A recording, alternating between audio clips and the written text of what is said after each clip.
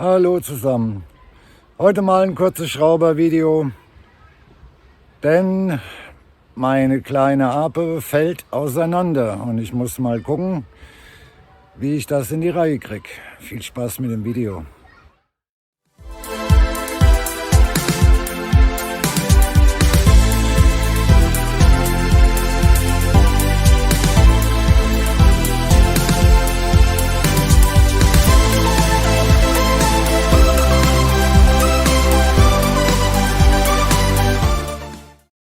Ja, als erstes Mal, da ist mir der Bolzen vom Vergaser weggeflogen. Jetzt habe ich einen neuen bestellt und hoffe, dass das dann alles wieder läuft, wenn der eingebaut ist. Aber ich habe jetzt ein Problem, wo ich vielleicht mal Hilfe brauchen könnte. Die Schraube hier unten, wo ist sie? Moment. Ach, ich muss es suchen. Ja, die den Motor hält, hier. Die ist entweder überdreht oder kaputt. Habt ihr eine Idee, wie ich die machen kann? Wie komme ich da dran? Ich freue mich über jeden Tipp, denn der Motor ist so eigentlich fest, aber ich denke, die Schraube hat einen Sinn, sonst wäre es ja nicht dran. Die muss wohl festgezogen werden. Sagt mir mal wie oder ob ich die austauschen kann. Wäre eine gute Sache für mich. Ja, und wie ihr seht, der Auspuff, das ist auch eigentlich kein Auspuff mehr. Ist das eigentlich ein Sito Plus oder wie oder was? Ich habe keine Ahnung, weil ich wollte einen neuen drauf machen. Ja, und irgendwie, ja, ist halt alles ein bisschen blöd. Ich klebe das Loch jetzt einfach mal wieder zu, in der Hoffnung, dass es bis Dienstag hält. So lange muss es halten, denn ich habe das gestern erst gemerkt, dass da die ganze Kacke am Dampfen ist. So langsam fällt die Kleine jetzt stückchenweise auseinander und ich sollte mich mal um mehr Ersatzteile kümmern. Denn das bringt mir alles nichts so.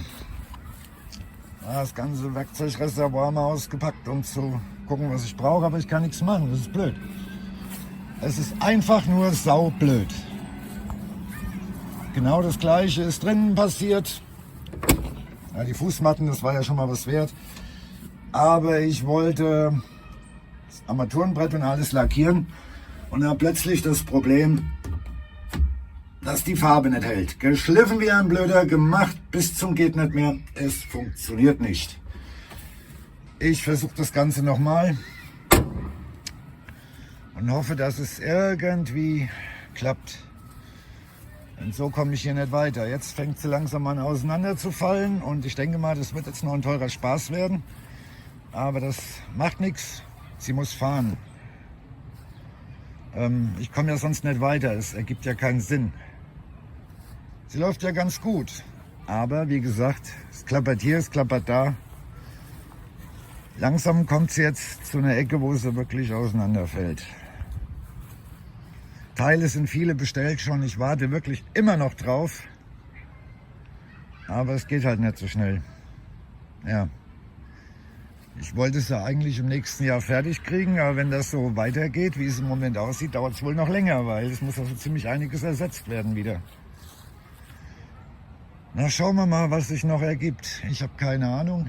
Ich warte jetzt einfach mal ab und hoffe mal, dass es jetzt erstmal bei so Kleinigkeiten bleibt und nicht noch schlimmer wird. Und das wäre jetzt absolut ein Desaster. Und ja, hoffen wir mal, dass es so bleibt, wie es jetzt ist und ich das alles beheben kann. Naja, gut, abwarten. Und hoffen wirklich, dass nichts mehr auseinanderfällt weiter. Ja,